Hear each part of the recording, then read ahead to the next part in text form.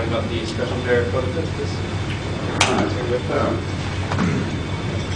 So we've been interested in the general mechanism of photosynthesis for quite some time, and I don't need to remind you very much, I suppose, about the general structure of what goes on. You have it will be bacterial system.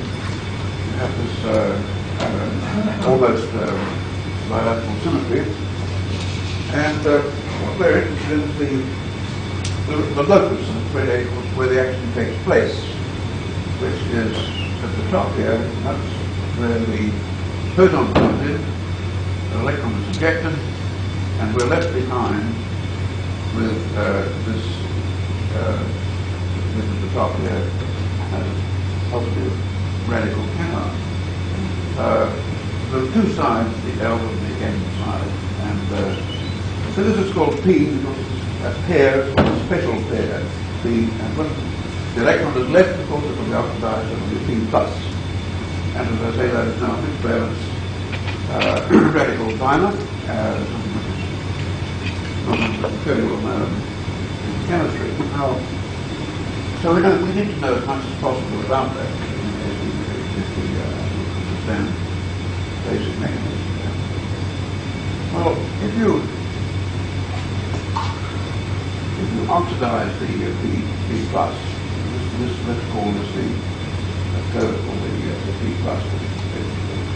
Now, many people have been able to look at properties of the ground state of P2 plus. For example, one question that arises is what is the distribution of the hole between the L and the N side? And you get information about that from electron spin resonance.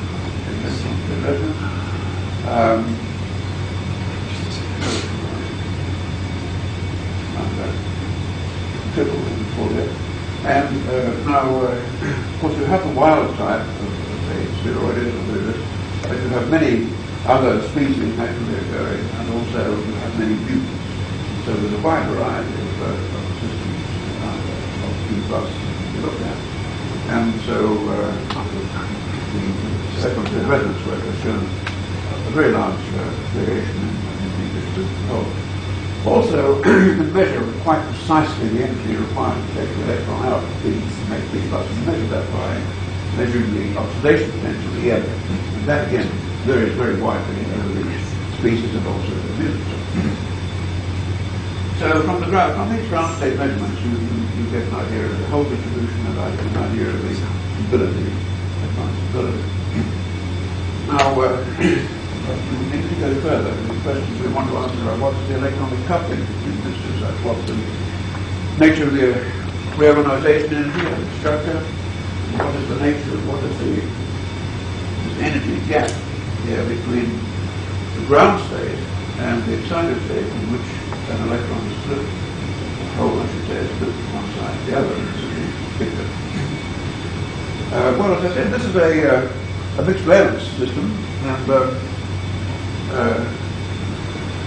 recently in London, the Royal Society was meeting on the general question of mixed valence in physics, chemistry, and biology, and which Jeff and I participated. And one sometimes doesn't realize the ubiquity of mixed valence in those three areas. Let's take a simple element, one element like manganese. You have manganese mixed valence in the complex in system 2, this little cube. Every oxygen molecule we breathe, as a result of action at that locus in the mixed valence manganese complex. Or more to interested physicists, you get the colossal magnetoresistance effect with manganese 2 and manganese 3 in a matrix. But one characteristic of mixed valence systems, very simply recognized, is that they are very generally strongly colored. And that is due to the fact of they're having an absorption, which in this case is HU, which reflects the switch of the electron or hole from one side of the dimer to the other. It's called intervalence. And if you analyze, if you can find that absorption, then you can you can answer those questions that I mentioned before about the electronic coupling and so on, are very detailed. If we had that, where would it be? Well, we made an estimate just by analogy with a new octodimer cation that would be round about 2,500 wave numbers, well out of this already, about a third of the whole. And in fact, that's where it was found quite recently, in fact, by Breton in France, who's the head of the photosynthesis research there. And so you do get this spectrum. This was a tremendous advance. And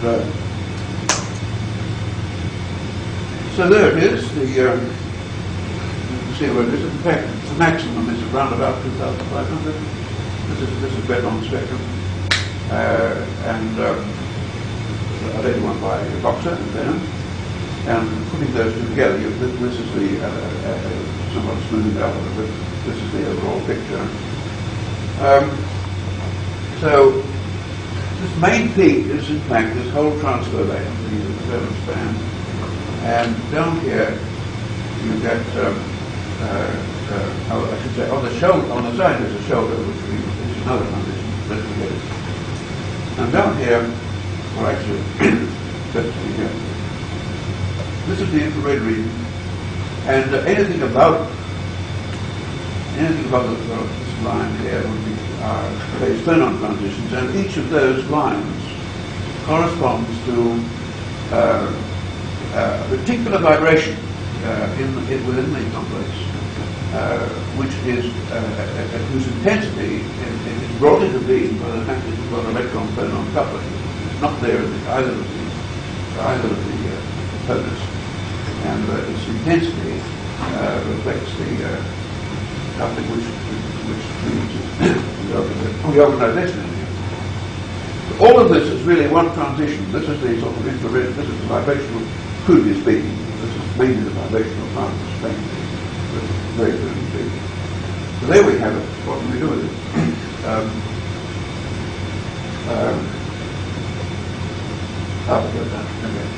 So here, for example, it's just taking some of the naturally occurring systems. There are about 30 units together at the moment. And so you see here, for example, where you see VCHL, these are bacterial chlorophores. So these are the bacterial systems. Here are the various bands. And you can see they're mainly fairly narrow on here, and where you see CHCL, the first system 2, and down here you have some wide variation, and there's quite obviously a large difference between these various extents of delocalization, coupling, and so on and so on.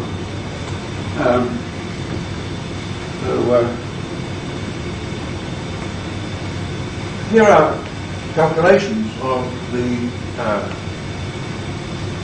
modes which are involved in the coupling of the electronic and vibration modes. So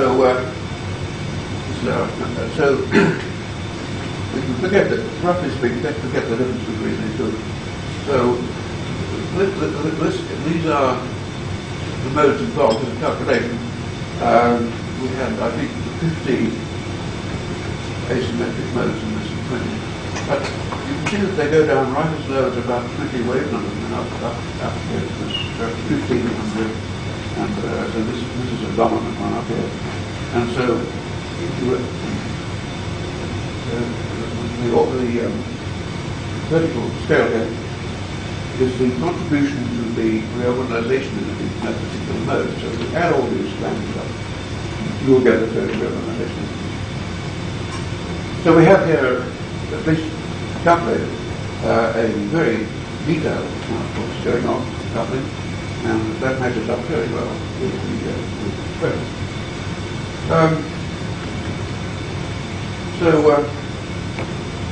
In the full model, underlying those numbers there, we have just 4 electronic states, and we have 50 antisymmetric vibrational modes and 8 of them really symmetric modes.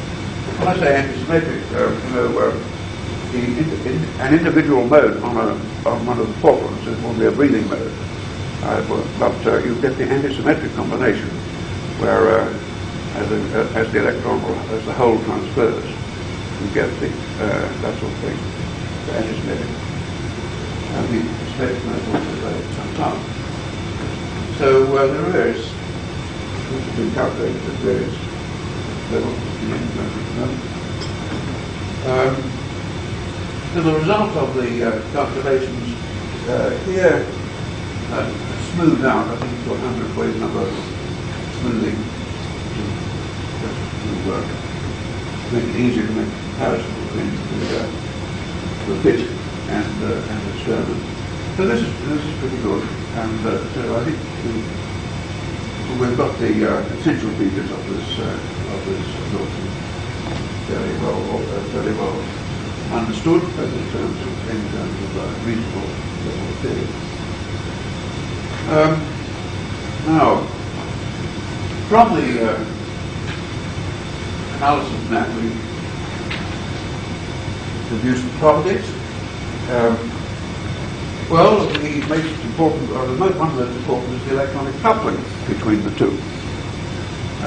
One way of calculating that would be to note that when you have strong coupling between 2 coplanar porphyrins, when they're cofacial, complete overlap, you have 4 pyrrole rings overlapping, you have 0.5 of an electron volt, almost universally half an electron volt. So one way of calculating J was to say, well, you only, I should say, there was something which isn't obvious from the picture I showed you of the special pair. You might think the rings are overlapping like that. They're not, they're slipped. So you only have overlap of 1 pyrrole ring on one porphyrin, with 1 pyrrole ring of the other. So you only have one quarter of the overlap that you get in a usual closely coupled porphyrin pair. So if you divide half a volt by 4, you get 0.125. And in fact, well, that's not too different from 0.126 from our physics. So that's one way of calculating. Maybe slightly better based than the DFT. That's not altogether a serious one. Anyway, so there you are with J. And so the point of my remarks though, about that calculation is that this is not surprising in any way. That's exactly what you would expect if you have that sort of overlap. 2 aromatic rings, 2 porphyrin rings. And then here you have this is the total antisymmetric and this is about 0.1, and then the other important one is the E0, and that again is only a fraction of that again, about 0.86 or so volt. So we have this is a wild type, I think it is so we can obtain the parameters that we require from an analysis of the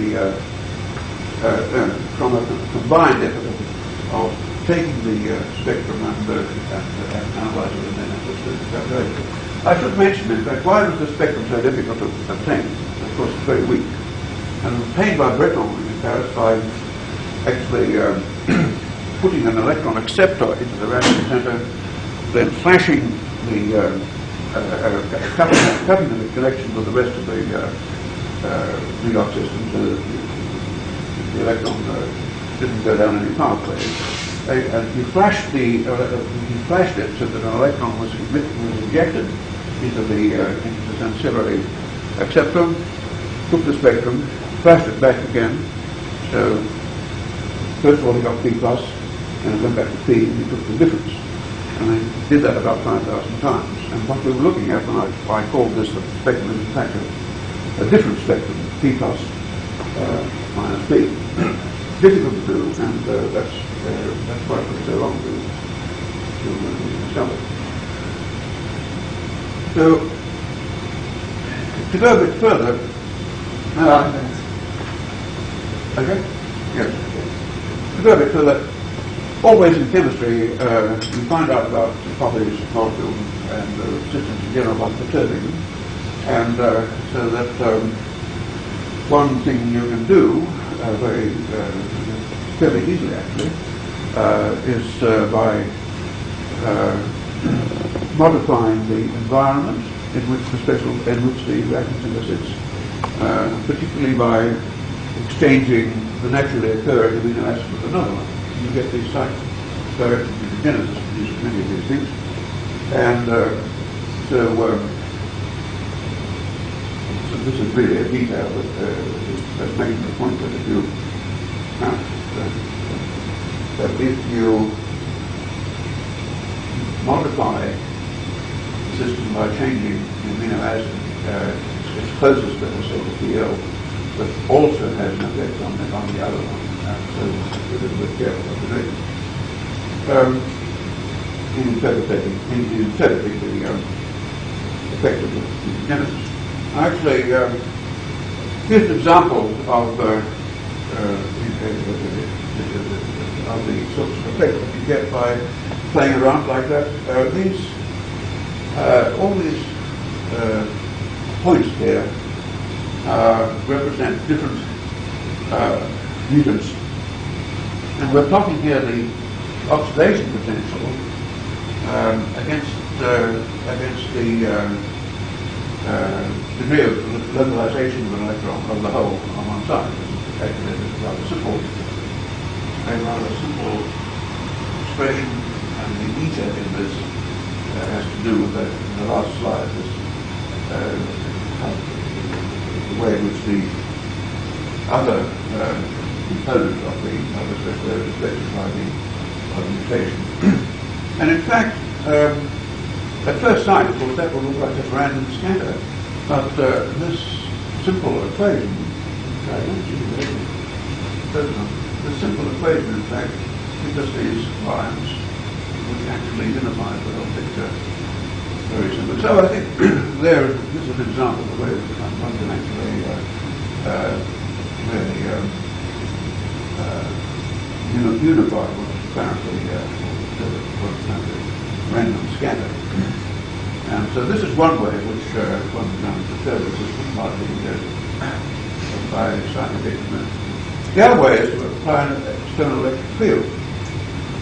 And we look at the electronic snow effect. And this has been done by C. Boxer, who unfortunately is not present here. He tried to come from. And we have worked here around this and also introduction with Steve. Roughly speaking, there are two things that can happen if you put the field on. If you have a highly localized hole, then what you get is a linear effect, and of course the peak will move either to lower or higher frequencies depending on the field strength. In Boxer's experiments, we're working in a Rorty matrix, a solid matrix, with a field of about 1 to 2 million electron volts per centimeter. And the effect of it is that you get in the difference in the absorption spectrum comes out in that case as a state derivative, and that will be the marker of a dipole. In fact, the excited state has a dipole moment. Obviously, it's switching from a case in which a hole is on one side and not on the other, and then you switch it to the reverse, or you change the dipole number, and that is the localized case. And if you have a strong coupling, you get a quadratic effect. So it's independent of the sign of the field, and so what you get then is that is the signature of the difference of the effects of the field, and that's probably that would tell you that there's no dipole moment inside the space. So anyway, so that here's a picture of that. So here, this is what you would find in a linear case, and then you come around to the quadratic case, which is change the interaction, and the wild type these spheroid is what I remember about here. And these will be calculated to be this is how the absorption in the intervalence band would change as in change the coupling, and this is how the start effect would go. And here is an example of prediction of what the start effect would look like against actual experiments, which they're very proud of.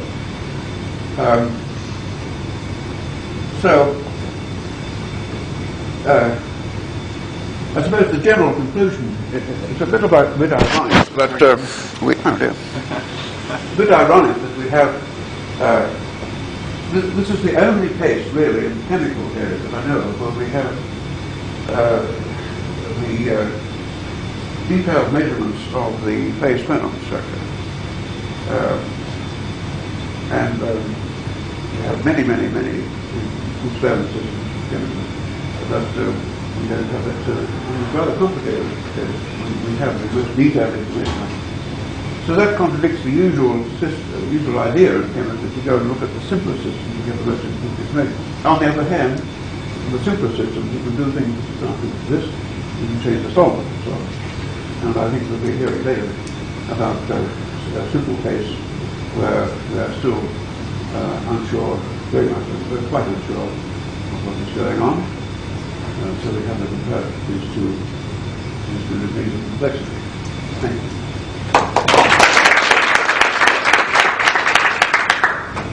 Thank you, Professor. Yeah, time for some questions. Professor Hush, I was quite interested to hear what you said about the highly staggered nature of the porphyrin pair. The highly staggered nature of the porphyrin pair. Yes. Isn't that somewhat unusual for stacking in porphyrids, in fact? Yes, it is. Yes, it is. That's the case there in all of this. Yeah, but what guides that high degree of staggering? Is the stacking distance characteristic of porphyrids? Stacking distance is about the same. About 3.5, 3.6, roughly. It's not quite roughly that case. Right. So do you have any insight why it's so highly staggered? No, I don't think so. Right. Oh, I mean, the protein is doing it. The protein, the whole thing is held together by the protein. It so happens that the protein is slim. That's what's controlling it. I think it's rather interesting that it's so staggered. Yeah, I mean, you don't want very high value. Just 0.1 is about right. So nature says, all right, play around with the protein. So by slipping it, you're making the electron more localized, basically. Is that the tendency of localization? And so you think that's part of the design? Yes. Normally speaking, you have a spatial fault of 3.4 angstroms. That we can get about 10.5 for the whole. And so then the electron would be completely delocalized, and that would make the charge separation harder? Well, it would be in the case of the system, they are completely delocalized. Make J smaller and smaller and more and more delocalized. And that's what we want to measure. The larger J, the larger the energy used up into the vibrations, and the charge separation happens, the lower your alpha tolerance. This is the minimum value necessary to make it operate. For the maximum output knowledge.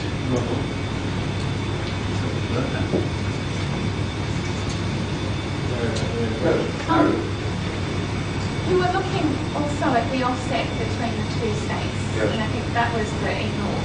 Yes. And your fit gave an E naught that was significantly lower than one of the other columns in that table. Yes. Was that? Yeah. I guess what was the other enol? Was that an experimental calculation Well, or we have a analysis? number of experiments. We have a number of that is a rather different number. Yeah. So that one. So you get like 07 roughly, and the second column was significantly higher than that. And I guess the enol also plays a big role in the localizing Yes. state. Oh, yes. The three factors are enol, J, and then integrate those. So I guess I'm asking where's the difference coming from? The data is not all that sensitive to enol. Okay. And there are a lot of terms it's listed. Oops. Yeah, it's that. Yeah, that's the data that comes from the interpretation there. The enol is just not particularly sensitive enough to be able to yeah. rule out something. Okay. It's a long story on that too. They have their equations from absorbable theory and they have wrong by a factor of 2. There's a 15-year literature of doing this in the ESR field, and it came up with an electronic coupling which was just ridiculous. It's larger than the transition energy. And it took us 6 years to get to the bottom of the problem. I think you might allow me what we said story that we submitted that to the Journal of Biochemistry, and we came back with a referee report clearly that people were coming in the equation. They gave 2 columns, one was our results of our correct equation, 2 the incorrect equation. They said, well, you know, there's not much difference. The editor of biochemistry rejected the paper. So I then sent it back and I said, this reminds me of what happened in the Indiana State Legislature in 1895. It decided that to simplify matters, the value of the constant pi we made 3.0. So I said, please send all the correspondence to the Journal of the American Society and develop that piece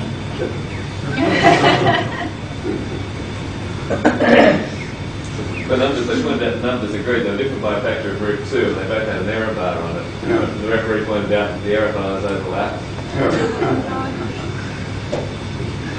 Hard to believe.